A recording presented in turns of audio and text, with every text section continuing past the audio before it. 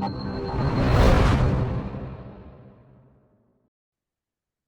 well, welcome everybody, and thank you for joining us today. Welcome for the Web of Life Shamanic Journey Circle, and thank you to Katie and Arwell for helping us expand on their platform. I've been hosting these meetings for a number of years, and now we're going to be linking up with Arwell to broaden our reach to help in these times. Broadening the reach of what we're doing is, I feel, very important. I'll start with, as we're waiting for others to join the room, I just want to share a little bit more about my intention in holding these monthly journey work circles. My personal belief is that we're past the time where we can make the changes solely on the physical level that are going to affect change, meaningful change, in our relationship with the web of life and with the planet itself. And what I mean by that is that there's a limit to what we can do physically. Cleaning up, physical action is necessary, but there's the scalability of the human actions that are deteriorating the environment is actually larger than what we can as individuals combat on a physical level. And so what we actually are compelled to do, or I feel compelled to do, is to work on a spirit level where we're shifting the consciousness, not only of ourselves, but of everyone around us, okay? Where we have a consciousness of reciprocity, of synergy, consciousness of working together with the land, with the spirits of the land, okay? For those of us who grew up in a Western or colonist influenced culture, which is probably the great majority of us, okay, we come through with this idea. We don't have the same connection to the land as people who were born of the land, on the land for hundreds of generations. It's a different relationship. Now we can cultivate that relationship with the spirits of the land, but only if we're taught to do that. It's not something that we naturally know, right? This is something that's a learned behavior. Now, children maybe naturally gravitate to that. Oh, look at the tree, or what, things like that, right? They want to connect potentially, naturally. But how we do that and the reverence for it is something that's taught. It's a learned skill. It's a learned behavior. And it's not necessarily taught formally. It's taught through modeling, right? It's taught through modeling. If I see mom or dad or people around me giving thanks before they harvest something from the land, whether it's a piece of wood or food that they're going to eat, then that's what I'm going to do if I'm a 3-year-old. And if I see more of an entitled behavior where we're just going to take everything we can take, then I'm going to copy that. Okay. And if I see people throwing garbage out the side of their truck just because they're too lazy to take it to where it belongs, well, that's a whole nother modeling. And in fact, one of the most impactful experiences that I remember having was probably about 10 years ago. My daughter was 5, and I had her and one of her friends who was about 4 with me up in the state park here.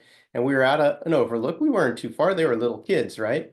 And this group pulls up in a van, and they were obviously visitors to our island of Kauai. And they went to the overlook, took a look at it, turned around, went back into their truck, started their truck, and threw a bag of garbage out on the side of the road. Like they literally like got in the car driveway, opened the door, and dumped their fast food wrappers and cardboard and plastic just right there on the side of the road. Now there was a garbage can 8 feet away from them. 8 feet away. They could have just walked over to it. They have a garbage can. It's a public overlook. So I walked over and I picked it up. I said, "Excuse me, I think you forgot something here. There's something that you forgot." And they're like, "Oh, we didn't realize."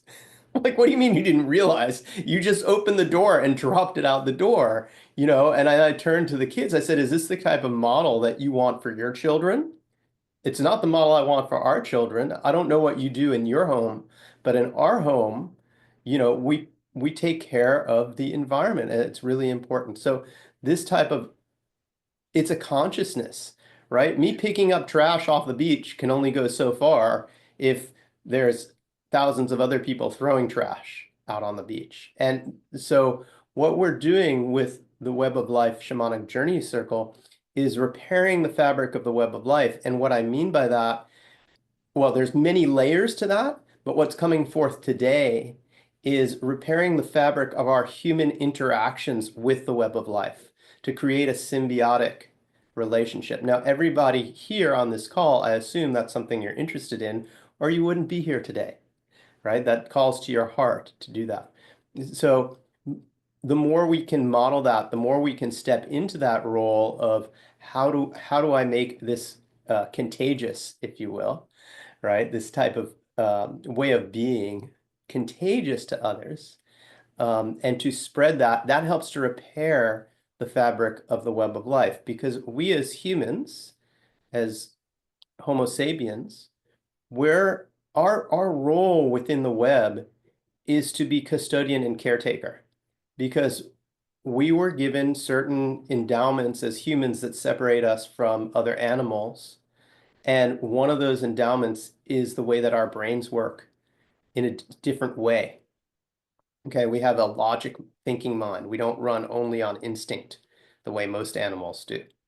And so with that logical thinking mind, we've been able to envision how to change the world to make shelter and things. And that was very useful in ancient times. But now we've been envisioning things that are out of alignment with the web of life, right?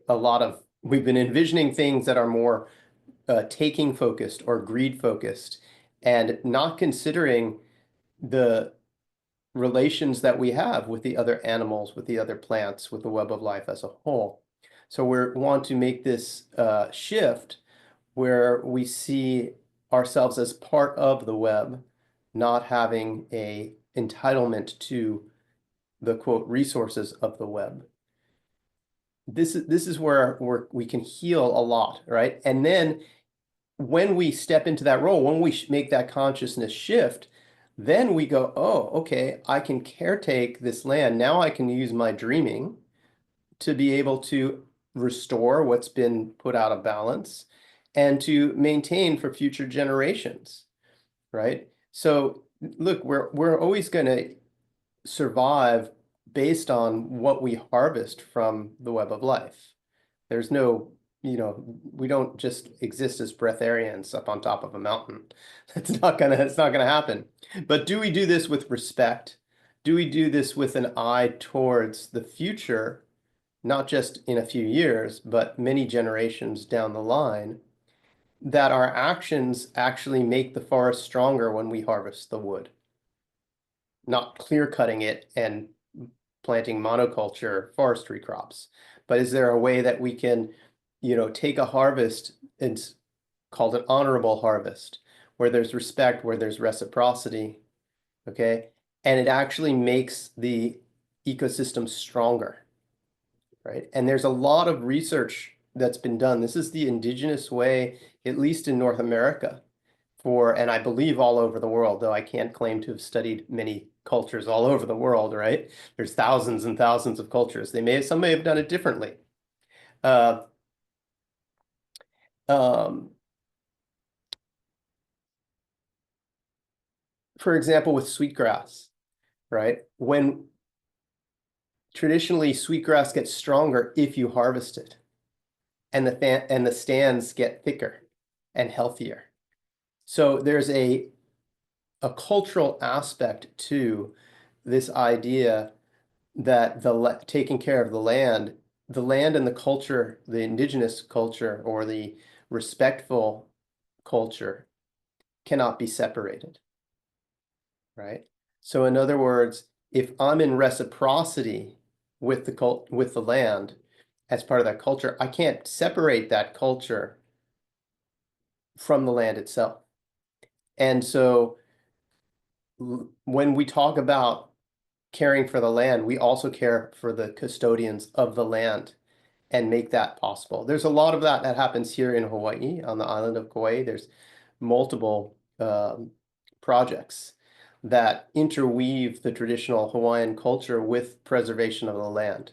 Because within many indigenous cultures, the ways have been about preservation and caring for the land. And so how can we do that moving forward? In a modern society, we have a lot of technology, which means that we can make a lot of rapid change. Well, what if everybody employing that technology began to vision that as ways in which we can make a positive change in our relationship with the web of life, and using that technology, interweaving it with the proper caring for the land for future generations, as well as providing for ourselves, right? So it's both. Indigenous societies, they didn't say, oh, well, I have to leave that for next year, so I'm going to starve. No, they said, we're going to take what we need now and we're going to leave for next year so that we don't starve next year. Because they knew if we took everything now, we'd starve next year or in 2 years or in 3 years. So there was this idea of reciprocity, of giving back and being provided for and being held. And this is an important part of what we do as custodians, right? Custodians aren't martyrs. We're not, don't confuse it with martyrdom. Okay, so custodianship is not martyrdom. And unfortunately, um, that martyrdom paradigm is woven through our society a lot, and it's not a healthy one, right? You see parents that martyr themselves for their children all the time, not healthy. Okay, you see environmental warriors who martyr themselves for the preservation of a piece of land, but nothing really comes of it because they end up depleting their life. That's not good. Okay, we can be custodians without being martyrs. We can find that balance where we care for ourselves, care for the land, and educate in a symbiotic, mutually beneficial way. Does that make sense to everybody? Okay, so this is where where I like to go with the Web of Life meetings, with our circle. And then I leave it open to you when we journey to your benevolent helpers and to ask, what can I do right now to help be a better custodian for the web of life? What can I do to help weave the fabric of the web of life, repair that fabric? And maybe it's just something that happens in the spirit world. For me, this is one of the main things that I do is hold the energy of this circle to come together on a monthly basis. Okay. For you, you might be guided to do something else. That's okay. In fact, not only is it okay, it's supposed to be that way because we all have to have our unique medicine flow through us in a way to make that contribution. Okay. So I just want to, before we start, I'd like to just briefly go around our circle and have everybody introduce themselves so that we all know who we're sitting in circle with. So I'll start. I'm Scott, and I live on the island of Kauai, and I've been practicing and teaching shamanism for many years. And some of my favorite habits is to be in the backcountry, spend time in nature, hang out with my family, to travel, and to also practice Tai Chi and Qigong. And it's an honor to be here and to hold the space with everybody. So, Katie, why don't you go next? Sure, thank you, Scott. I'm Katie. I'm currently based in Fort Lauderdale, though I'm from Virginia and always feel the need to say that. Um, and I have been a student of shamanism and or an anthropological student of healing and humans for quite some time. And very much so believe in the work that Scott does. I don't know if believing in the work that Scott does is the right way. I participate and I look forward to embodying this more and more and more and building community around it more and more and more. And so to get to be in circle with everyone here is a real gift. This is something that I feel like should be commonplace and it's just not. And so I think, I hope that this amplifies how common this practice should be. So thank you, Scott, for holding space. And I'm going to pass the stick to Jim. Go ahead, Jim, just unmute yourself. Yeah, there you go. Thank you very much. What a delight to be here and to see everybody, especially some of my student friends. Love you tons. And so Jim from California, I've been a student of Scott's.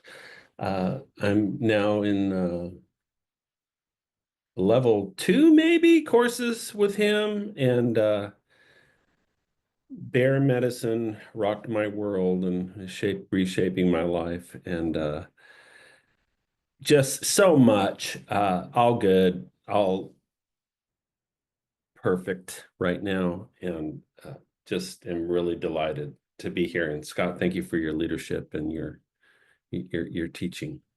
Really appreciate it. So Suzanne. Thank you, Jim. Unmute yourself, Suzanne.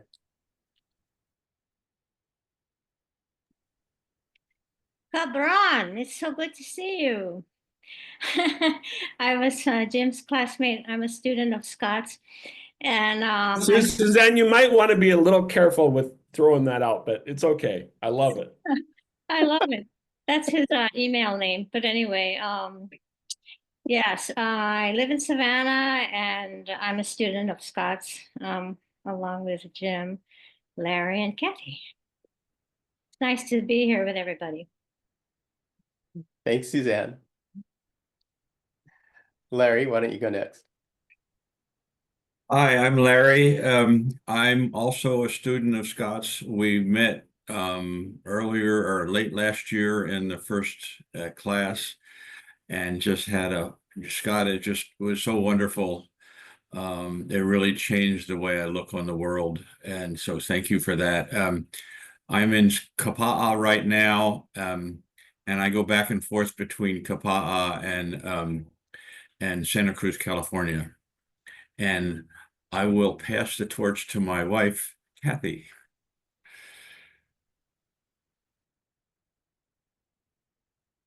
Okay. Hi, everybody. Hi, My Kathy. name's Kathy. Hi, fellow students. Good to see you. I, like Larry, live part-time in Kauai and part-time in the mountains of Santa Cruz, in the Redwood Forest in Santa Cruz. And Larry and I just completed a few months ago the level 1 workshop with Scott, and we want to keep continuing because we love it. And my occupation right now is that I am a theater professor at a university in California, and I direct theater productions. And I'm seeing more and more that the work that I have done and hope to continue with Scott influences the work that happens in what I'm doing in theater. And I always believe that theater is a tool for healing. And I'm looking forward to how that's going to influence my artistic work in the future. And I'm grateful to you, Scott, for all that you do. Thank you, Kathy. Edward, would you like to say hi? Hey, my name is Edward. I'm currently living in Costa Rica. I travel back and forth to America. But me and my family, we work in nutrition. We coach people on how to lose weight, get off of medications, and pretty much just get into good health and shape. At this moment, I've been deeply studying into meditation, and I've been participating in temple worship with Hindus. and I've been really deeply involved in just trying to shape my perspective so that I can continue to see the world um, in the, I guess, in the broader range, see it outside of myself versus from the way we're educated to see it. So I'm really happy to be here. Great. Thank you, Edward, for joining us. You're And welcome. just want to check in that when I say like journey to the lower world and work with your power animal, that makes sense to you. That's something you know how to do. It makes sense, but I don't know anything about it. Okay, so we'll make sure to send you the video afterwards. There's a page on my website with a basic Learn to Journey video. Make sure to send Okay. that to you. Um, Okay. basically, after we finish with introductions and a little more talking, I'm gonna drum, and so while everyone else is journeying and working the spirit world that way, you can just hold the space in a meditative space and see if you can Okay. receive some insights about your role in terms of helping to weave the web back together. Okay. Yeah. I had a dream last night that had a lot to do with this, so I didn't expect it to happen. So my guru came to me in my dream, and I haven't seen him in months. So I'll hold the space. Okay, awesome. Thank you All so right. much. And Julie. Hi, everyone. I think I'm the oddball here. I'm one that hasn't studied with Scott. I've studied with Alberto Villoldo and Joan Wilcox, mostly South American, Chile, Peru, the Andes mountain shamanism. I know I was a shaman in a past life and have several Native American guides. So I live in South Carolina and I'm an animal communicator and a pet behavioral specialist, which means I use energy healing techniques to help with behavioral issues in animals. And I've also started adapting some of the shamanic techniques that I've learned to animals, and I've also started working on humans. And I was laid off back in November, and so I've been trying to get my business up and going, and because I don't want to go back to corporate work anymore. This is my passion. This is what I want to do, and I'm learning from a lot of different teachers, Sandra Ingerman as well, and just enjoying learning and remembering and all this good stuff. Great. Thank you, Julie. Thank you so much for joining us. And thank you for having me. Yeah, thanks. Drew. Hey y'all, my name is Drew Souders. I'm based in Richmond, Virginia. I'm a shamanic practitioner along the lines of what Julie just said as well. South American, Peruvian, Caro people. Also do a lot of death work and kind of like work on both sides of the veil. So yeah, happy to be here. Thanks for holding the space, Scott. Yeah, thanks for joining us, Drew. Gailey. Hi, Scott and everyone. Nice to be here. I always look forward to these Zoom meetings. I'm in Australia, in the Snowy Mountains, in our high country in Australia. I've got a big history as a guide and ranger, but I'm also a herbalist and metaphysician. So working with flower essences and hoping to this year to consolidate a lot of things that I've learnt, shamanic and hypnotherapy studies from a lady in New Zealand. And my current desire is to have a drum circle and build a women's circle. I'm an ardent conservationist. I'm real, when the whales come past, I'm out there on a boat. I would love to go back and swim with them. So, you know, and that sort of goes back to, you know, like when I was 16 and started that whole journey with realizing that the earth needs care. So that's a big reason why I love these meetings. It's really important. I think that we sort of lift the energy of human consciousness to I love that story at the beginning, Scott. I mean, I'd be, you know, when I was working at some show caves once, and people would stuff their one single-use coffee cups into the cave wall and stuff. Whoa, that made me mad. It's like, what do you think you're doing? So yeah, we've got to get our act together here as humans and be the caretakers we need to be. So thanks, it's lovely to be here. Thanks, Gilly. Really nice to see you as always. And that's the challenge we have, is to control our natural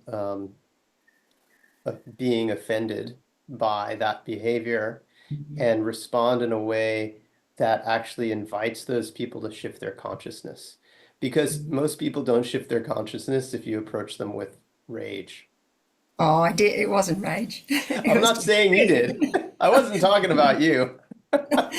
I'm talking about my tendencies, my natural tendencies when I was younger, to be that like gung ho, like, what are you doing? Right? As opposed to, you know, how do I present this to somebody who's of that mindset so that their set shifts, Yeah. right? How do I get them to consider that, right? How can I, and it's a softness, right, that steps out of the polarity, right? Because what happens, and we see it so much in our society, politically, socially, there's these polarities that get set up. And when that polarity happens and the conflict happens, it's the same energy running through different sides. It's that energy of conflict. So what we need to do is step outside of that polarity to be able to help people to shift, so that we don't get locked into the duality of that. Does that make sense? Oh, totally. And you know, there's a thing here in New South Wales called hey tosser, and you dob someone in who chucks things out of cars. You know, I don't. And there's some notice. I don't. That's not the right approach, eh? Like back in the 80s, we had do the right thing. Much Yeah, better approach. that's So right. that's yeah, do the right thing. Positive reinforcement. Mm. Yeah. Thank you, Gilly. Milo, is that how you say your name? Yes, that is how you say my name. So I'm Milo Kokanen. My heritage is Finnish, so we call like shamans there tagatias or titias. And so that's kind of I as a child, I think that I just sort of practiced shamanic ways naturally. Um, and and then about 14 years ago, I started having voices and visions that were enough that I had to like leave the corporate world and just sort of take care of myself for a bit. And I've been really lucky. I have an amazing partner, Chad, and my dog Mowgli. And my partner was just sort of said, you know what, like just be a be a student of the universe for as long as that takes, rather than doing any meds and stuff. So that was really helpful.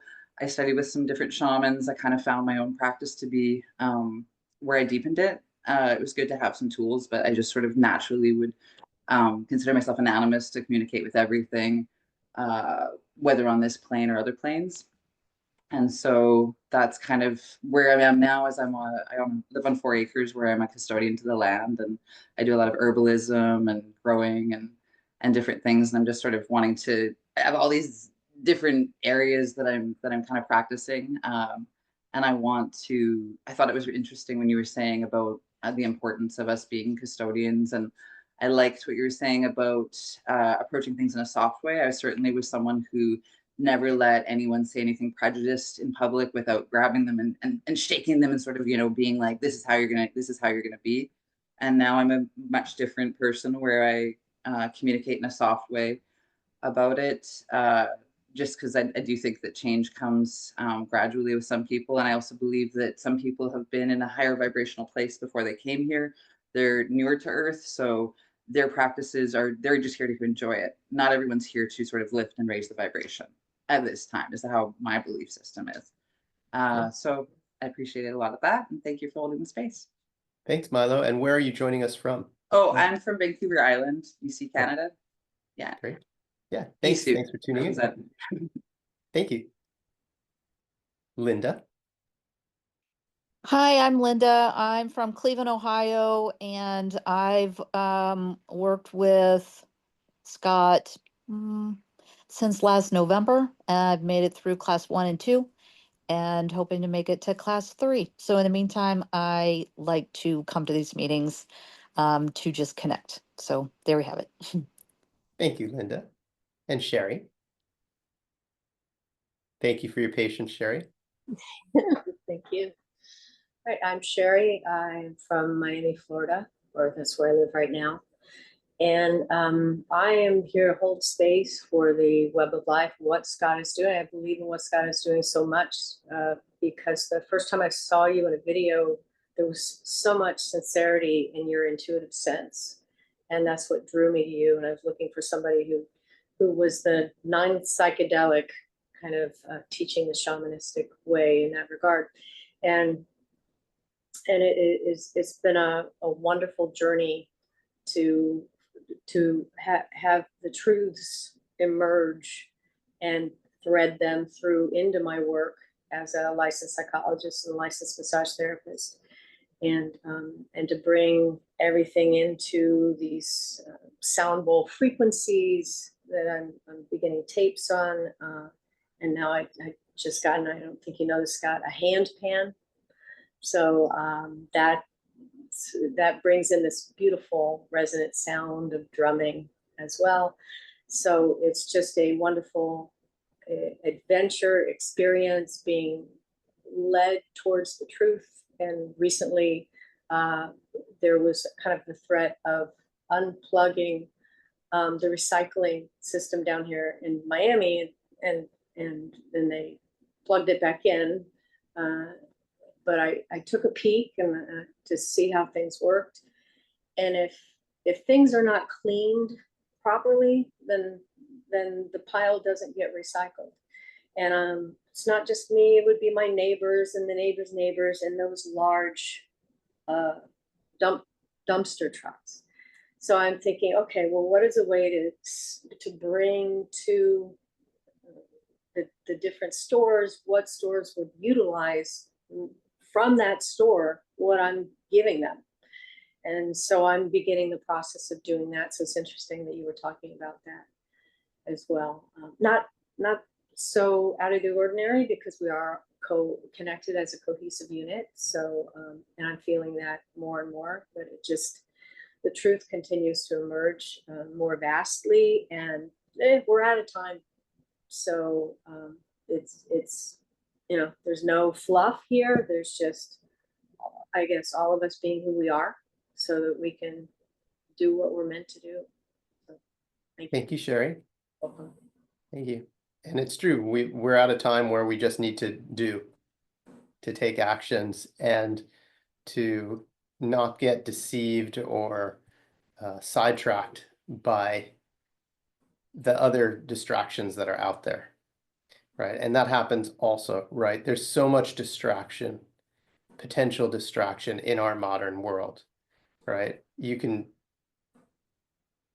tune out for 10 hours a day or more on your social media accounts, but then you're not doing anything. You're not actually acting, right? And when we get out on the land, when we actually, even if it's just for an hour, I know for myself, when I go out and I talk to the plants in my yard and the birds and things like that, then it's very clear to me. It helps me really connect back in. I mean, I hold that within me anyway, but I still need to action it day by day. So we're working in both the spirit world and the physical world, right? And so today, this is the spirit world part. And then what we get guided to do, we need to ground that into the physical, right? So we're always working with both. So today for the journey, those of you who know how to journey to either the upper or lower world, feel free in either. I'm going to request, for the most part, unless you've done a more advanced work, to not journey in the middle world. Okay, we want to work mainly in the upper and lower worlds for this, because that's where the realms of the benevolent helping spirits are. That also helps to cut down on the distractions. Okay. And the intention of the journey is to help repair the fabric of the web of life, whatever that looks like to you, to your spirit guides, to your helpers.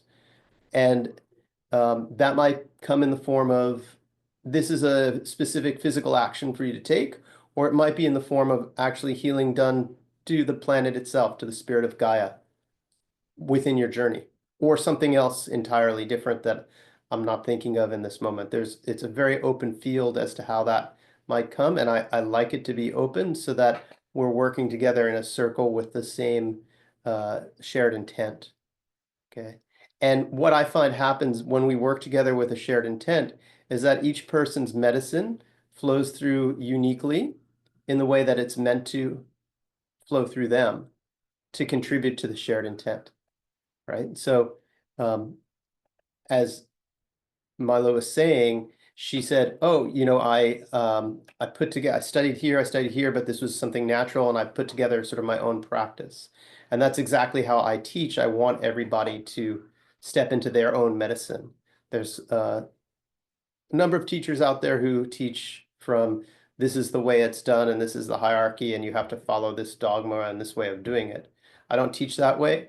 I encourage everybody to step into their own medicine, really take hold of their own gifts and move forward with that. Of course, we're going to give guidelines to help and support your gifts and to add skills. But this is the important part, right? That we each have a medicine that's unique, that we contribute. That's the most important thing. Okay, so now we're going to journey, and after the journey, we're going to come back and share with each other.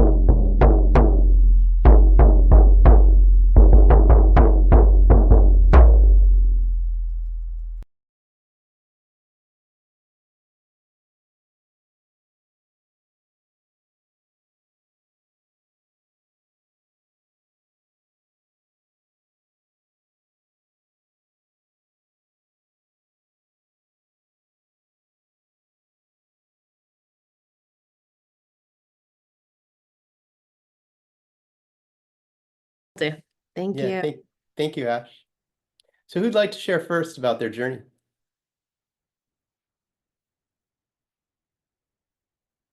Go ahead, Sherry. Sherry, and then I think I saw Julie's hand. Yeah, well, I went to the lower world, way down deep, and I was shown jungle foliage, and above there was a light illuminating me, sending me a frequency of the web of life, healing the web of life. And I'm to take that frequency and bring it up to the surface of the planet and spread it around. Then they showed me this, looked more like a wooden stick, sort of like a cross, but it wasn't a cross, with a crystal at the top that sends out this 360-degree signal off the planet into the cosmos. And then that energy gets sent back. And I had to ask a lot of questions as this was going on, like, what's happening here? What's that for? And all that energy goes back through to the roots of plants all around the planet. And I asked, well, okay, so what happens then? And that, when the illuminations happen to the roots of plants, that's what creates life. That's what perpetuates life. And they showed me how that was done. So, yeah. Wow, that's beautiful. Thanks, Sherry. And thanks for bringing that back up to the surface there. Yeah, that's what they said I have to do, bring the frequency back up to the surface. Yeah, that's beautiful. That aligns a lot with what I was shown in my journey, but I will wait and hear everybody else's journeys first. Awesome. Julie, I think I saw your hand. Sure. Well, I was led down to the underworld by my Black Panther. And what I was told is to be a steward of Mother Gaia. And what I'm doing is, in one of my other classes, I've been learning to channel Wilka energy from the outposts in the Andes. And that is higher vibration than Sami energy or Moonai energy, which is the living life force energy. And then the Moonai energy is love energy. And then the Wolka is higher than that. And so what I'm supposed to do is channel that and send it down to Mother Gaia, or kind of create a bubble against the whole earth, and channel all this high vibrational energy to help raise the vibration of the planet and the inhabitants of the planet. Yeah, that's beautiful.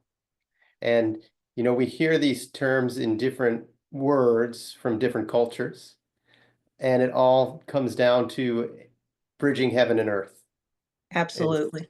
How I've been, the terminology that I like to use.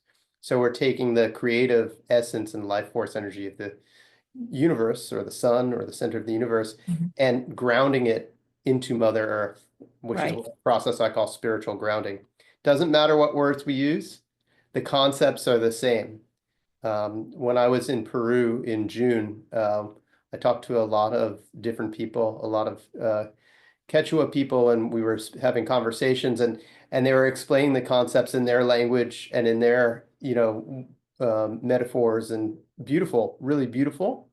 And then they were surprised because I was reflecting it back to them in sort of plain English words, and they didn't, it seemed like they hadn't had the experience of many people getting that who were expat Americans visiting, right? They were like, and it was a beautiful experience because they were like, we're so happy that you get this. So now we can have a different level of conversation, right? Whereas usually their conversations, let's just get you fluent in the language first, right? And then they're like, oh, you Quechua want is a kind of a interesting language to learn. Right. Well, I didn't mean the Quechua language, but the language of spirit is what I meant. Let's get you fluid in the language of spirit, in the language of the earth, and seeing in the spirit world. Oh, you already know how to see in the spirit world. Oh, you already speak that language. Cool. We can have a conversation with you in English or in my broken Spanish, not in Quechua. I don't speak Quechua at all. I only speak a little bit from what I'm learning from Joan, so. Right. So, anyway, what I'm trying to express is that it's a beautiful, what you were shown, because it's a universal concept that is coming through, that you're being asked to embrace and to bring forward into the world. So thank you, Julie, for doing that. Who'd like to share next? I'd be happy to go, Scott. I feel like I'm supposed to go after Julie today for some reason. So I journeyed down to the lower world, connected with Black Panther spirit guide. It's my feminine spirit guide. And took me to the river's edge. I live like 4 blocks away from the James River here. And she like took a sip from the river and spat it back out. And I got this vision of, in, many generations, what the river's edge could look like.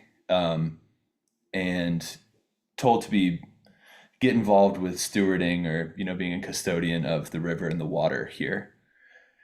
So that was beautiful, and that was new. I hadn't heard that before. I also do a lot of, every full moon, I'll do a ceremony to help kind of spirits pass on to the next plane. And I was told, like, don't just include human spirits in that, like include all of the children of Mother Gaia, Pachamama. Start to include more, like make it a bigger scope for those ceremonies. So that was really helpful. Yeah, and then I got a note to be a friend to all things feline, all cats, all. I've got my cat here too, so that was really sweet as well. Thank you, Drew. And yeah, it's really important to note the rivers, the water is the lifeblood of the earth. And so what did the riverbanks look like 400 years ago? Right? What did those look like 400 years ago? What were the communities of plants and animals that lived there? How did those areas, as the river rose and then receded, arose and receded, those are the breeding grounds of the smaller parts of the web of life, right? This is the area where restoration and being custodians of those areas is so important, because it all starts at the foundational level, like the estuaries and the rivers and things like that. So yeah, thank you for sharing that. Linda, I think I saw your hand up there. I was trying to block myself out, but mine was really bizarre. I was like, I went to the lower world. I kind of touched the bear, and then I was like in the water. And then I felt like I hate to say this, but I feel like I was drowning. And then the message was just, people are drowning, like they're drowning. I was so sad. It was like emotionally and mentally, and of course I'm like, what am I supposed to do? What am I supposed to do with that? Sadly, I really didn't get an answer, like possibly to be present. So raising my hand wasn't, I was gonna be the last one, because because I don't know, it was just so wild. So I apologize, everybody, for accidentally raising my hand and sharing this, whatever this was. So that's what I got, Scott. So sorry. No, don't apologize. Anytime you're shown something in Journey, you're shown it for a reason. Yeah, So I don't there's know, what I'm supposed to do. But I guess I don't know if I'm supposed to, just hold space for people. I do feel like that's how people are feeling, but I don't know. So I'm gonna have to sit with that probably a few more sessions to get an answer. So yeah, sit with that and see, Journey again. Well, why was I, at a later time, why was I shown that? What does that mean? Why was I shown that in this group? I'll kind of point you a little bit towards the idea of maybe just observing that this is what's happening. mhm. Maybe just observing and witnessing without having to rescue, without having to martyr, without having to step in to save those people. And maybe one of the reasons why people are drowning is because of where their consciousness is. I'm not saying that's what you were shown, but it's possible. It's a possibility that that's where people were, you know, what they're going through right now, because their consciousness is on a certain level of accumulate, and eventually that's not sustainable. And so, like, if you were to jump out in the middle of the ocean and just try to grab, you're going to tire yourself out and you're going to drown faster than actually seeing um, um, where you are and being with where it is and trying to establish right relationship and take right action in relation to the world around us as it is now. So that's just some thoughts that come through, and but you'll journey on that and get more clarity. So thank you for sharing that. And always remember that when you're journeying in the upper and lower world, when you're getting that type of imagery, there's always a meaning there. We might not know what it is right away, but there's always something there. And usually my experience has been, it's those kind of perplexing ones where I don't get it right away that actually are the biggest teachers for me, because it makes me do a little bit more work. And then I go back and I ask, so can you please tell me in language, one of the ways that I do it is, can you please tell me in language that I will understand why I'm seeing this image, if you're visual, right? So Okay. please explain to me in language that I will easily understand why I'm being shown this image right now. What am I to learn from this? What am I to pass on from this? Right? And then that's kind of we think we're asking that when we're going, what does that mean? But when we're saying, what does that mean? They're just going to show us the picture again. Don't you get it? We're showing you this. You should know what this means. So we have to be clear, right? It's very precise with the languaging. Well, can you please explain this to me in language that I will easily understand why you're showing this picture and what I'm supposed to learn from these images? Scott, it's Kathy. Hi, Kathy. Could you say a little bit more about the martyr thing you keep talking about, not having to martyr? Can you say a little bit more about what you mean by that? Well, I mean, in context to what Linda was sharing, right? If we see people all around us that are drowning, like most of us empathetic people want to save them. We want to help, we want to save. But there has to be a boundary there, right? When is it right relationship to save? And when is that actually enabling action that is incoherent or out of balance, right? For example, in raising children. At some point, your children have to learn to make the decisions that are going to be for their benefit in their own life. You're not going to, hopefully at age 30, you're not taking them shopping and telling them what they need to buy in order to stay healthy and what they need to eat, right? I hope. I hope you're not doing that when they're 30 years old. So somewhere along the way between age 3 and 30, they learned what I can eat that keeps me healthy and balanced, and what clothes I can wear that I can afford and look good on me, and how do I pay my bills, and all the stuff that happens between being a baby and an adult, and all those stages of growth through there, right? And as parents, we want to rescue our children, but at some point we actually need to allow them to learn their lessons. Of course, we want to do that in a way where we minimize the consequences of that, right? We're not going to go, oh yeah, here, see what happens when you have the car keys and a bottle of whiskey. I know you're only 16, go have fun. No, that's probably not the way we want people to learn their lessons, okay? But, there are other ways in which we gently can help people, allow people to learn their lessons and experience the natural consequences of their actions, and very lightly step in so that they are not being enabled, even though we may have a vision for it. So we're not trying to rescue others from their behavior, okay? We're trying to help them to learn from their behavior.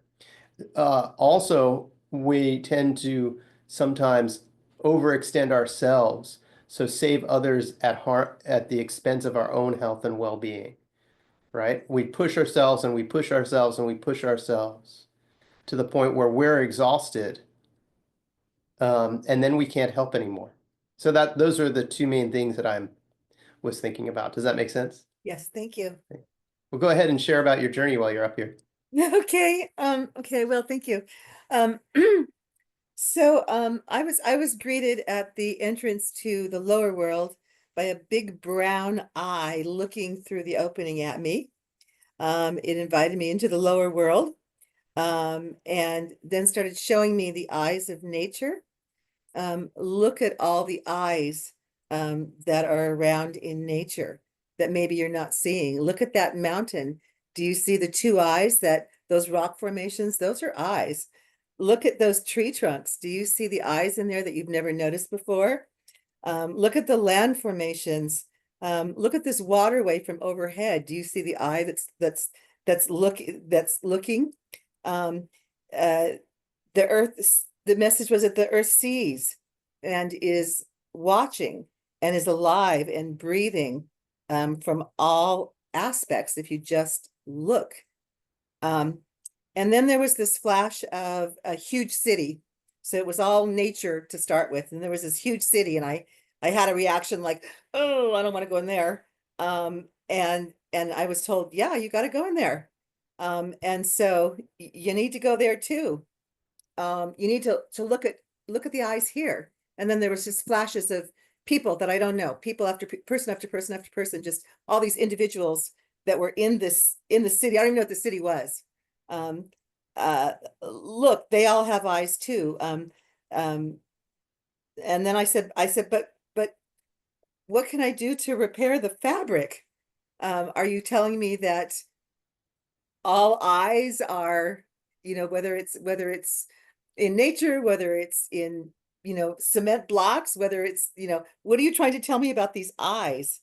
And I didn't really get an answer. It was just, you'll know when it's the right time and place. So I'm not sure where that left me. It was kind of, questioning. And then I had to force myself to come back. So you had completely finished drumming and I heard your voice and then I came back. Thanks, Kathy. Well, I think maybe when we look through eyes, right, it's how we see the world. Correct? Yeah, how we see the world. So in the context of what you shared in your journey just now, like how does nature see the world around us? How do we see the world around us when we're in nature?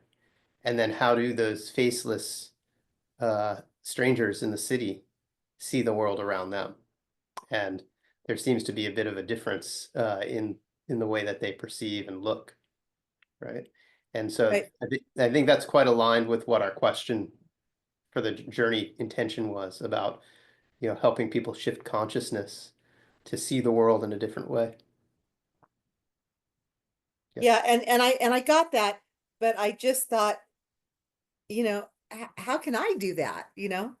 Well, I mean, didn't how you does- already tell us earlier? Yes, I did through theater and what I do. And I kept saying, well, how do I help repair the fabric of life? I kept coming back to that question. And the answer was, when it's the right time and place, you'll know. Yeah. So, I mean, to me, that I interpret it as there's some kind of script coming, or there's some kind of piece coming, or there's some kind of art I'm supposed to be doing that I'll know when it's there.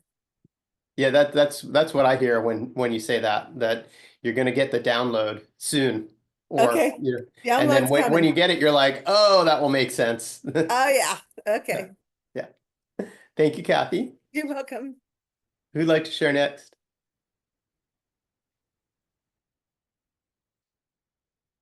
Milo and then Gillian.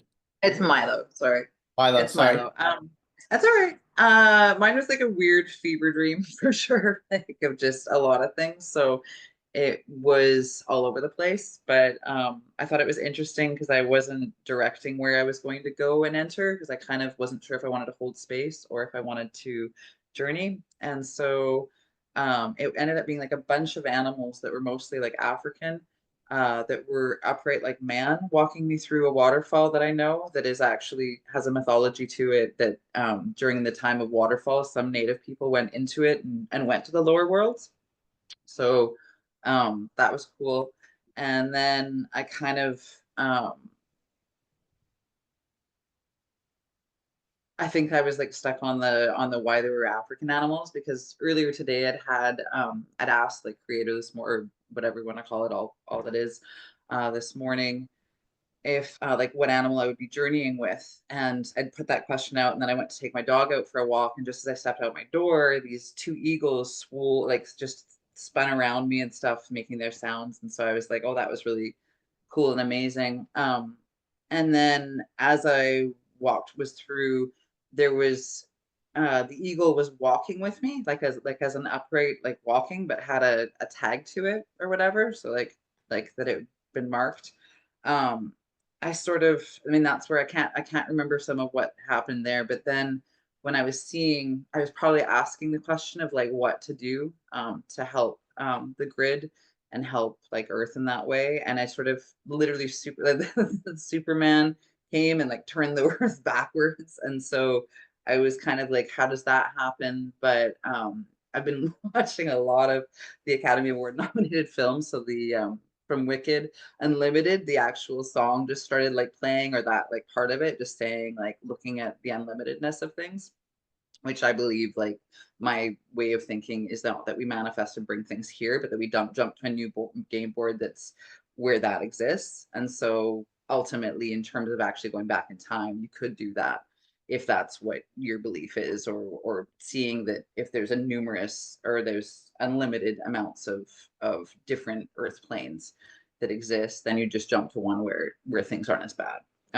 So for my own, then I was kind of asking like questioning, saying like, what am I taking back? Because what you'd sort of posed as what would we actually do on the Earth plane rather than the work that's on other planes. And so that was where it was showing me literally seeding things with actual seeds to a garden that looked like it was mine.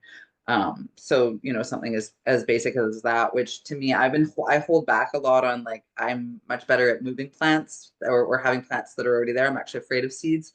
And within the last 24 hours, I had read how the sacredness of seeds and actually working with them. And I thought maybe that's why I've held back from doing it, because there is this sacredness of working with seeds. And then I thought it was interesting what Drew was saying about the river, because I then saw this like incredible rainbow, and like I was up high, almost like I was an eagle, and I'm not sure what I was, but I was definitely like floating or flying over. And it was so steep, the sides of these, like the edge of these, like this mountain or whatever, which is sometimes what I've seen in the lower worlds. And I was watching what very much looked like sort of darker skinned or native or indigenous people, all in boats and stuff underneath me. But I was like wanting to like get closer, and I couldn't. And then an actual eagle came in and had a snake in its things, and the snake got broken, and then I was almost in like a blackness of it. So I mean, it was kind of hard to, but I sort of, the rainbow part of it, I've always like believed in the Hopi rainbow warriors coming kind of thing and stuff. So that as I was seeing it, it was literally like the mountains that it was that the waterway was in, or the river was in between, were very much rainbowed themselves. So that was kind of where I just kind of had that feeling of like real true peace in that moment of it. So, and then I think the drumming got different, where I was like, oh, we're coming back. What messages am I going to be? And I got too much in that what am I actually going to be telling people? So it kind of felt a bit pulled out of it, and a bit dark, with the snake was so up close that it was like it was right in front of my face, just getting pulled apart by the eagle. And that was it. Thank you. Thanks for sharing, Yeah. Milo. I do want to share a little bit about what you said about different planes of existence. I believe we do actually exist simultaneously on all those planes, and it's where we focus our intent, our awareness, or where we focus our consciousness. However, Yeah. our physical body only exists on this plane. Our physical body, the spirit world, we can exist in can and do exist in multiple planes simultaneously. And we navigate there by focusing our spirit mind awareness onto those planes. And there is certainly a reflection of our health, wellness, and what we do in the spirit world does reflect here in the physical world. But as far as physical manifestation, it only is here. This is my belief. I guess that's where I would say, so for me, physically, I am aware of the other avatars or whatever that are living in existence on what I wouldn't call, I guess it's planes is difficult because that's like more the spiritual planes, but say on what Earth is, I kind of look at that as a number of game boards that are all just like the same kind of thing. And that's where I have like awareness of what each of those are doing. So the physicality feels very much different than the realms do, where I actually feel physically like I can feel myself there. So that's a little bit like flesh reality and a visceral like sensation. flesh reality. Yeah. Right. Right. Absolutely. And a lot of people are very visceral with their journeys. And yeah, I've had a lot of experiences like that as well. And yeah, anyway, it's just something to feel into, that we can exist simultaneously on all these realms. And when we focus our awareness on any of those planes or realms, if there's a part of us that is incomplete, or there's spiritual injury on that level, when we heal that spiritual injury on that level, it often manifests as physical healing right here in our flesh body, in flesh reality. Right. That's Yeah. what I was trying to share. Yeah. Cool. Oh, Yeah. that's nice. Thank you. Thank Gilly? you. Wow, that was incredible. That journey. I'm sort of still, I'm Milo, I'm just sort of still out there. In my journey, I saw this 7-petaled flower.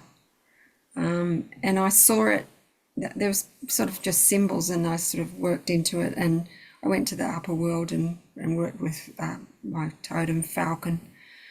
I saw it as the 7 continents, because I was sort of seeing this overview of like flying around the world.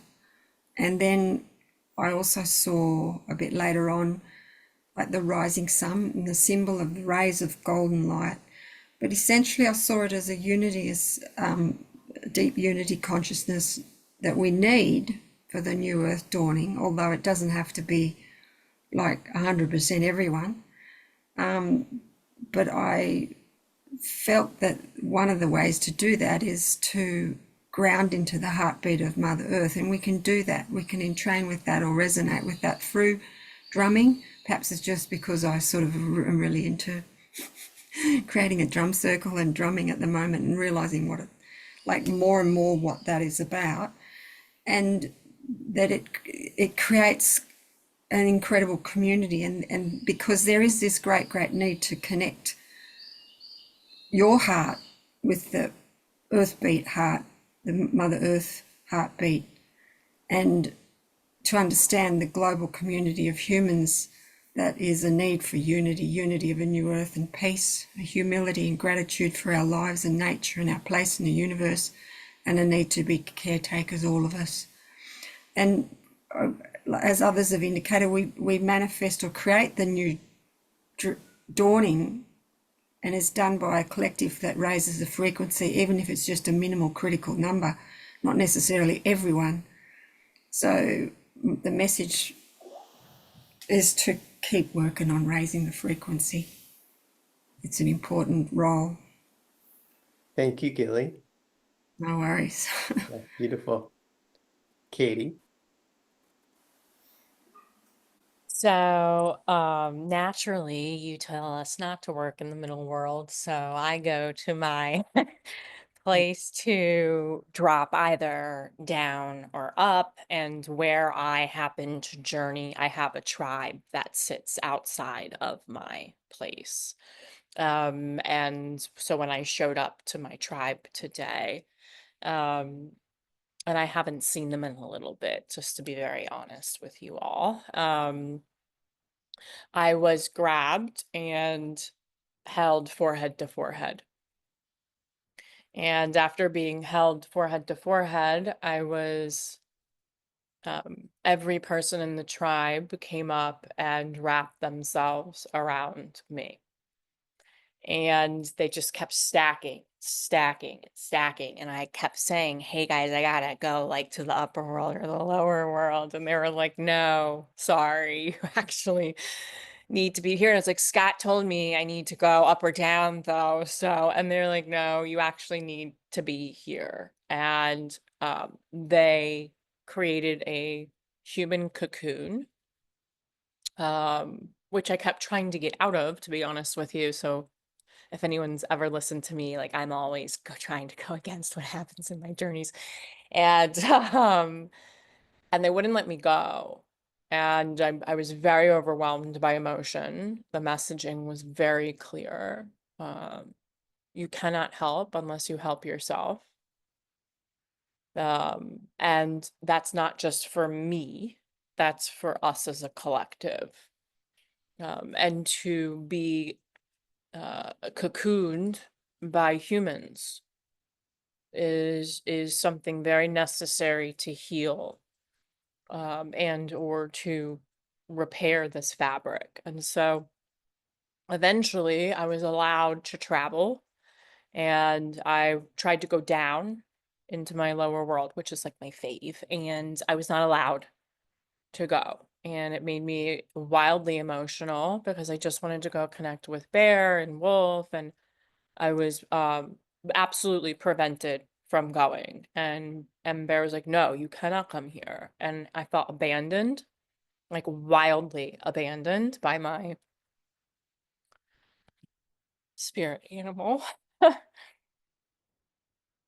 And was forced to go into the upper world, where I was just greeted by particular entities I have up there. And I was just bathed in light, and I was held in a way in the upper world have never been held. And they put me in a stream of water, and beautiful, the colors of the blue and the white, very different, very like almost like watercolor painting. And it was to receive healing for me specifically. And then I got my legs kind of beat up by a white like jaguar. And afterwards I asked, like, okay, like, how can I heal? I kept asking the whole time, and they were healing me instead of telling me what to do. And so at the very end, I was allowed to go back down to the lower world. And I got back down to Bear. Bear was like, see, you're never going to be abandoned. And people are not abandoned. And we're all here. It's all here. It's all here right now, ready. And but you need to be in the upper world. Everybody needs to be more in the light. The light has to happen. The water, the rivers, the cleansing of the water has to happen to bring this lightness, this white, this healing energy to our world. And very much so, you have to heal you nonstop, always be healing, and self-loving, in order to increase this for the, and then they turned me into Snow White. And I was like, the queen of the forest and my creatures, and they were like, now go save the world. And then you called us back, and here I am. So Thank you, that was Katie. a lot of healing. A lot of healing. Thank Thank you. you. And you know the number one rule. If your benevolent helpers tell you to do something different than what I tell you, you have to listen to them. But they always do that to me, and I'm like, ah. Yeah, I wonder why. It might be something about willfulness there. I don't know. Thank you. That's a really beautiful journey. And it's actually so answering Kathy's question about martyrdom, right? You have to take care of yourself before you can take care of others. You have to find your own center, right? And we work on this quite a lot in shamanic self-mastery in level 2. Take care of your own house, take care of your own center before you can reach out and help others, right? Because if I skipped what we do in level 2, which is the self-mastery course, look, everybody who completes the fundamentals course could go straight into my advanced course, except they would lack the solidity and the foundation to do it effectively. It's not particularly hard to learn extraction or soul retrieval. It's actually pretty easy to do. However, if you don't have the foundation underneath it of what you are just being shown right there about knowing how to care for yourself and maintain yourself, it's very hard to do those practices without depleting yourself or creating some kind of deleterious effect in your life. But that's the message. So though I'm there, like this wasn't a journey about me, right? Usually I journey for me or I journey for the blah, blah, blah. So I went in with the very sheer intention of how do I heal the web of life? How do I help? How do I nurture it? How do I steward it better? And so it's so fascinating because though I'm simultaneously being wrapped in this human cocoon, I'm understanding it that we all need that. So right. And it's like, how do we give people more and more of this human cocoon? How do we create, so we might use community, but this showed it in like such a profound, such a different, to go even to Milo's point, into your point with Milo, it showed me like what has to come back and be manifested physically, and that creating these human cocoons for humans has to really be happening, and that cleansing in order to create. And that's some heady stuff. Thank you for listening. Thank you, Katie. Well, who'd like to follow that?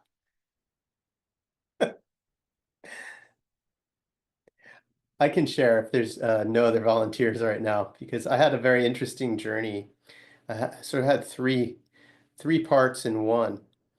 The first journey, I was taken to Australia.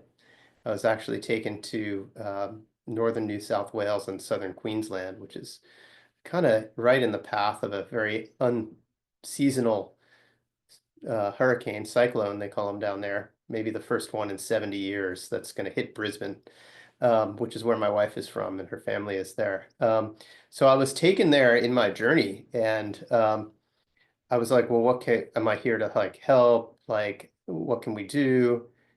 And they were just like, just watch. I'm like, just watch. So the similar theme, like I want to do something to help. They're like, no, just watch. And I was seeing the ancestors of the land there, who are, obviously tribal. And they're just standing there watching. And I'm like, is there something we can do? And they're like, well, we'd love to, but we just have to watch, because what happens from this, people will hopefully learn from this and then learn to act differently. So as sad as it is to see things washing down the river, and I was shown a lot washing down the Brisbane River, right through the center of the city, and it's a big city, a few million people, right?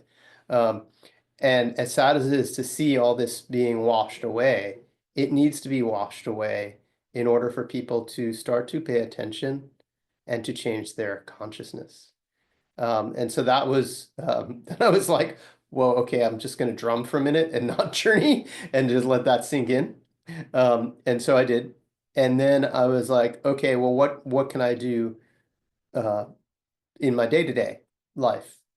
And I was shown a very interesting image of myself just being in connection with the web of life, obviously continuing to do these circles, but more in flesh reality, living my life within my consciousness of being in reciprocity with the land around me, and embodying that, which I do day to day. And then I was shown what's so powerful about that is that I don't need anybody else to do it too, right? So many times we can get stuck in this idea of like, well, we have to get this person to change their behavior. We have to get this arm of government to stop doing this.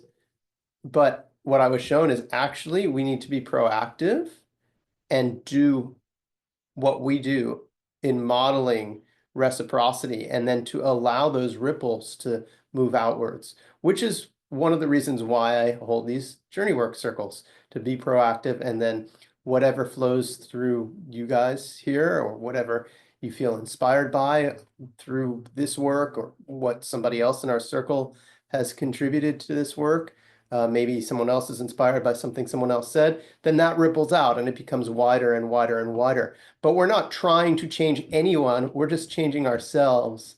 And by being that model, it will inspire others to change. So that was the main message of my journey. And then at the end, it was quite beautiful because I was shown our circle expanding and getting bigger. And, you know, the people who are here, who are new to the circle this time, being, you know, brought into the circle and all holding hands in the circle together as a whole circle to just unify that energy towards our common goals, our common intent of weaving, you know, repairing the fabric of the web of life. So that was my journey. Would anybody else like to share before we're done? Go ahead, Suzanne. Well, it happened again where I thought I was going to go down, but I'm like, nope, you're going up. So, but oddly enough, I found myself like with all the bugs, and that's happened to me before, where I'm within the earth itself, and in the past I could even hear them, you know, the insect sounds. But this time I was with a caterpillar, green caterpillar eating, fat one, and a grasshopper, both green. They were kind of eating.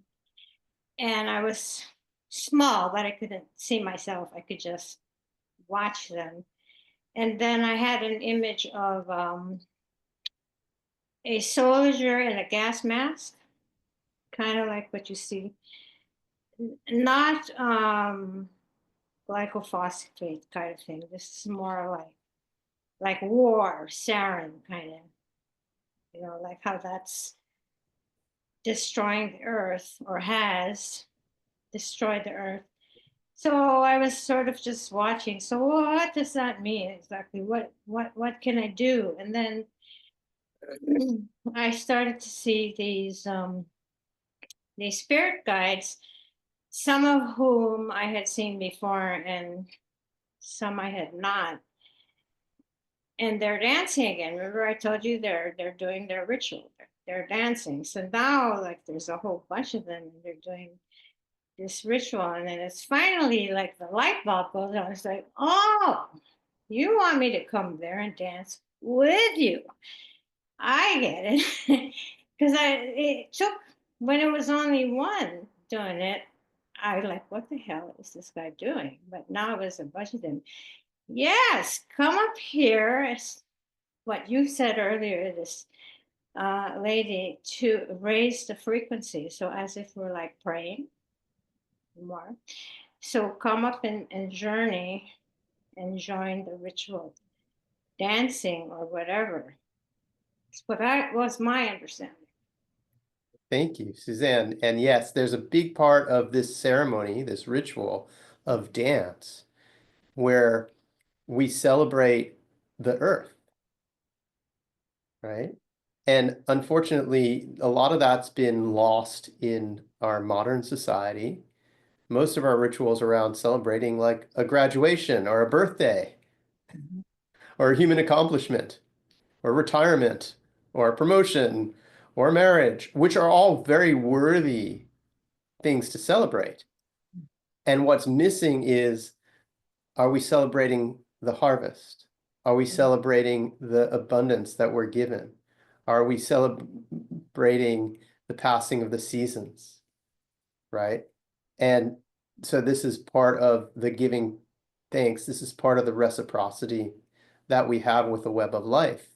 And it helps to balance things in ways that we don't really understand, that we can't necessarily explain scientifically, right? But throughout history, there have been many, many rituals done that coincide with the migrations of different types of animals, whether they're salmon or buffalo or caribou or other animals on the planet. There's rituals that are done, or the whales leaving, or the whales coming, right? Or the birds leaving, or the birds coming, right? These rituals, these ceremonies are done in celebration, and we're beating to the drum with the rhythm of the web of life by doing that.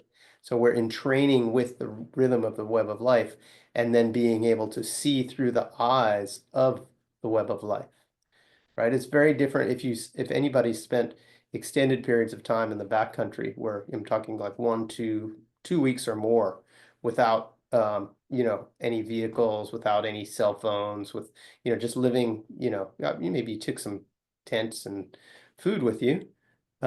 You start to entrain with the cycles and the rhythms, and then you start to see people who come through who are, maybe they're just there for a day, and you realize like who's really entrained and is able to feel and read the land and the ocean and the air and the environment, and who is still kind of contained in their very linear urban or suburban way of things having to go in a linear way, as opposed to having a 360-degree awareness of what's around. Yeah. So that's really when we dance with or entrain with the rhythms of nature, it's a whole different form of perception. And it's not always a cognitive mental perception. There's a lot of spiritual perception which occurs at the same time. And for any of you who have not read Tom Brown Jr.'s books, he passed away recently this year, or I guess in 2024. I highly recommend reading some of his books, because he's a great teacher as far as, not only primitive skills, but nature awareness, spirit awareness. They're great books to have, to read about, in terms of like what that type of immersive awareness is. Yeah, so thank you, Suzanne, for sharing that. And I think, did I see a couple other hands up there? Larry.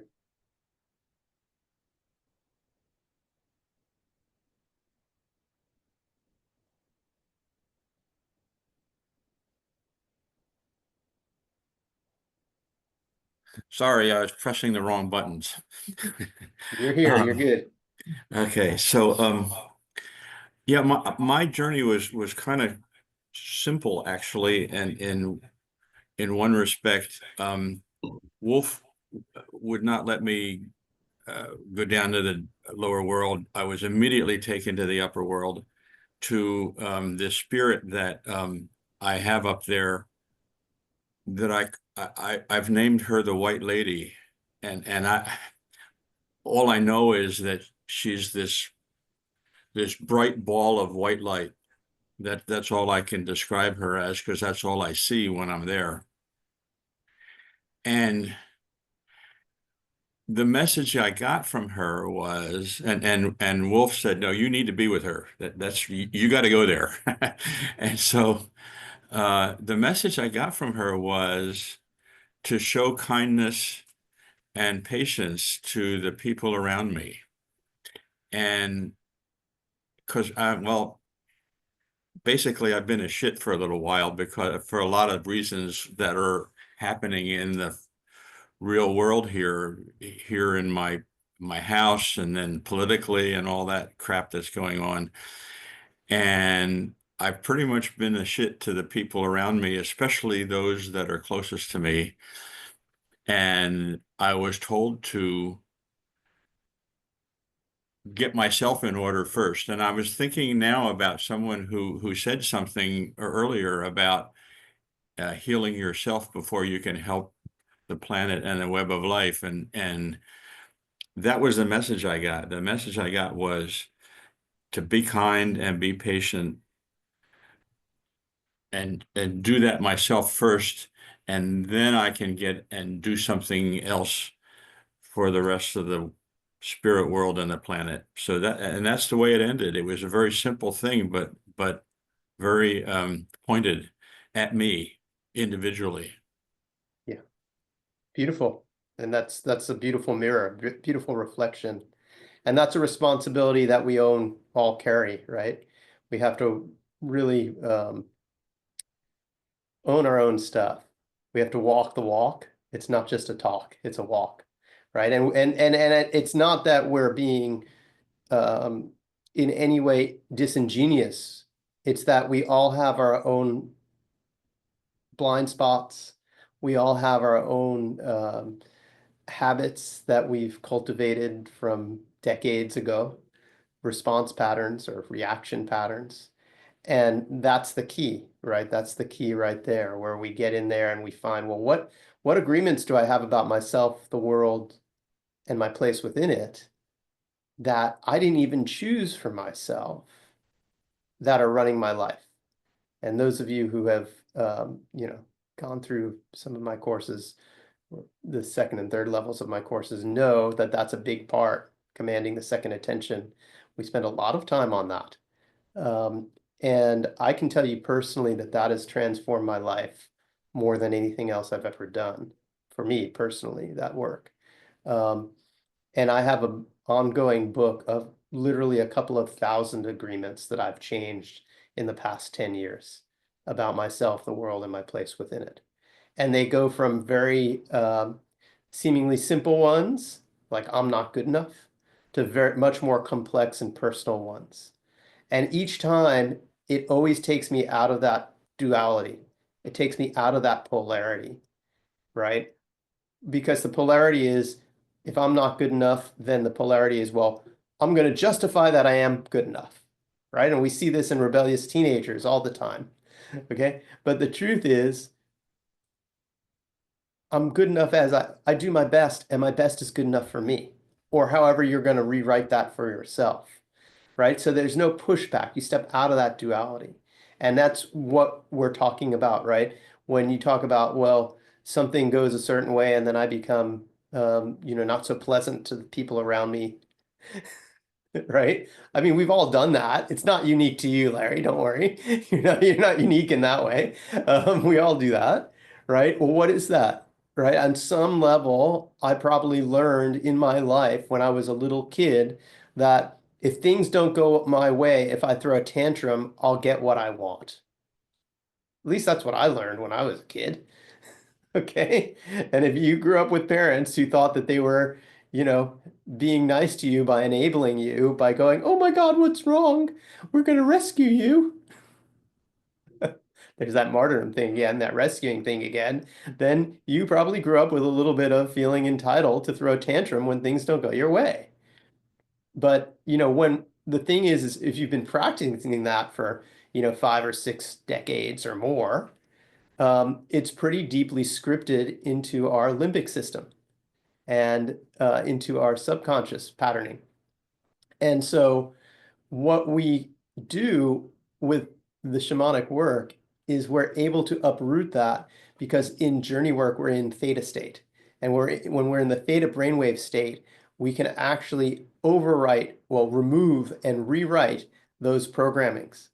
Okay, it's kind of like on a computer where if you're just in your regular day-to-day alpha, beta brainwave state and you try to rewrite the program, they say, sorry, you don't have access. You need to contact the system administrator to change this program. You ever had that? Yeah, right? Okay, theta state is a system administrator. Okay, I'm speaking to the Larry's engineering background here. So you go into theta state and you're speaking to you become the system administrator of your own scripting. And then you can rewrite it. And that's the power of what we do with the shamanic work. So yeah, thank you for sharing that. That's really beautiful. Okay, does anybody else have anything they'd like to share before we're done for the day? I know I kept everybody over. Edward, go ahead. Yeah. So I can't enter into that mode. I feel like there's something blocking me. But I'm gonna check out your work when you emailed me. Every time I get really deep, it's like my body jolts back out. So I've been having for instance, yesterday I was sleeping and my legs could move outside my body but my other half of my top body was stuck in bed. So it was weird. But last night, I had a visit by my guru, is Guruji, and I haven't seen him in months. And he was going around baptizing people like Jesus, and he was baptizing them in the ocean. And and he was casting out demons. And then there was a little boy, Indian boy, and he had a spirit, and he wouldn't listen to the guru. And so he walked up to him, and he gently laid the boy down and humbled him, and pretty much cleaned the spirit out of him. And then I looked at him and I was like, wow. Because I was just like, and everybody looked at me excited because like I was so excited that the boy got a demon removed. And we were in the ocean, or it was like some crystal clear water. And he was telling me pretty much like, we had to become stewards of pretty much the same, we had to become stewards of the earth. And we have to, it's our job to protect this world and the children. And I like, far as our relationship, I know he knows it means something to me because I have twin boys, and I have an 8-month-old daughter, and she, so spirits come through our house at night, and they'll start, especially around full moon time, they'll irritate my children and wake them up through the night. I don't know what type of nightmares, or I don't know anything's going on. So it kind of like meant a lot to have that dream. But also what had happened after he had told me we had to be stewards of the world, it was like a bunch of Nikes were flying out the ocean, like the shoes Nike and Reeboks, and they were flying out the ocean. And he was telling me that we had to, take, better care of the planet. And so when I woke up, I thought about it, and it just made me think about the culture I came up in, how important shoes were, and how so much stuff gets wasted and thrown into the ocean. And a lot of our problem with not taking care of the earth is the material culture that we're involved in, as far as consumerism. And since me and my wife and the rest of my family have been traveling the world, we've had to downsize so much stuff, throw out so much stuff, sell so much stuff. And, even after all that, I still know like there's so much work to be done with myself, and,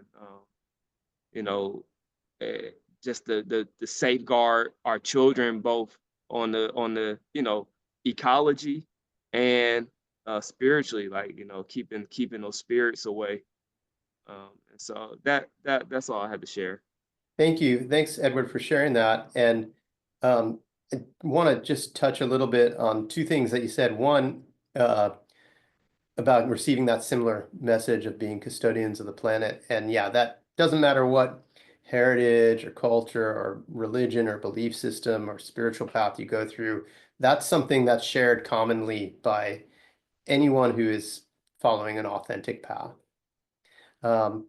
Secondly, though, what you were sharing about spirits coming through your home, it's important that when we go to the spirit world, that we're very clear about what types of spirits we're invoking, specifically only benevolent spirits with which we can have a symbiotic relationship, a mutually beneficial relationship, a collaborative relationship.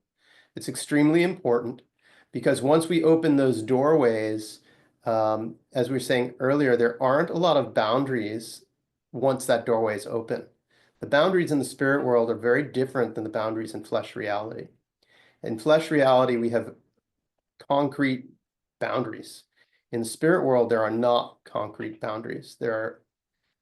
We can be in multiple places simultaneously. So if we just open the doorway to the spirit world without setting up the intention of the filters that I'm only allowing positive, benevolent spirits to come through, then we're playing roulette or Russian roulette. I don't know. It's like walking around in a big city with, a wad of $100 bills out of your pocket, hanging out of your pocket. Maybe they'll be there at the end of the day. Maybe they won't, right? You don't know or just going up to someone in a random city and being like, hey, can you help me? And, you don't know if they're trustworthy or not. It's the same thing in the spirit world. So that's why that's why I say go to the upper or lower world unless you know specifically, have a specific reason for being in the middle world like Katie did. And so when you're talking about having a dream and kind of being half out of your body and half in your body, right? It's like you're ready to go, but there's something holding you back. And what's holding you back is probably a good sense that you need to be able to do this safely and effectively in a way that you're not just exploring and making yourself vulnerable to whatever is there. Because when we open the doors to the spirit world, even if we're not aware of what we're opening to, just when we open that doorway, we give agency to that in flesh reality. Okay. And that's really important to understand. So if I open the door to something random and it comes through, even if I don't want it, once the door is open, it's open. And then I've given agency to that in flesh reality. And so tying into your dream about certain demons being removed from people, well, that's what they've done. They've unconsciously opened the door to spiritual forces that they didn't want. And then someone else is coming over and saying, hey, we're going to remove that for you. But it's not enough just to remove it. You have to then also fill the space because nature abhors a vacuum. And once you've opened the doorway, you've opened the doorway.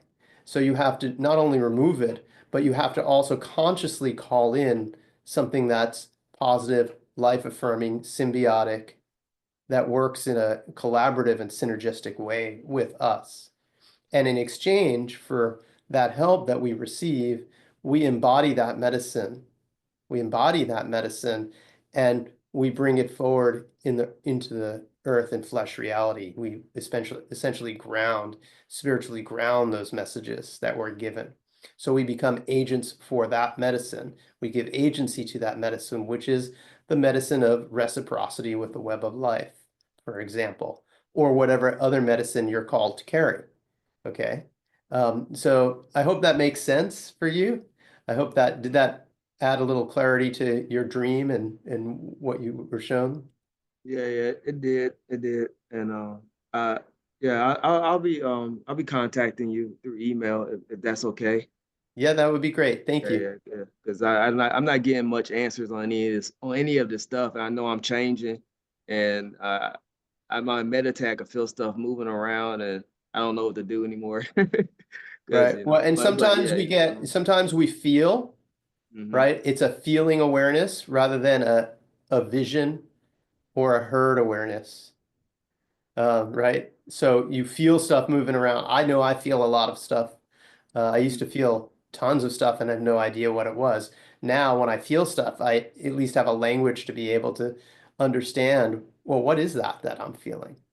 So yeah, I welcome you to feel free to shoot me an email. Everybody actually, well, you guys all know that. You can contact me by email anytime. And I look forward to seeing everybody next month. Thank you for joining the circle. Some of you I'll see before next month. And you guys all have a beautiful day. Thank you again for joining. Thank you, Scott. Yeah. Great evening, everyone. Thank you. Thank you.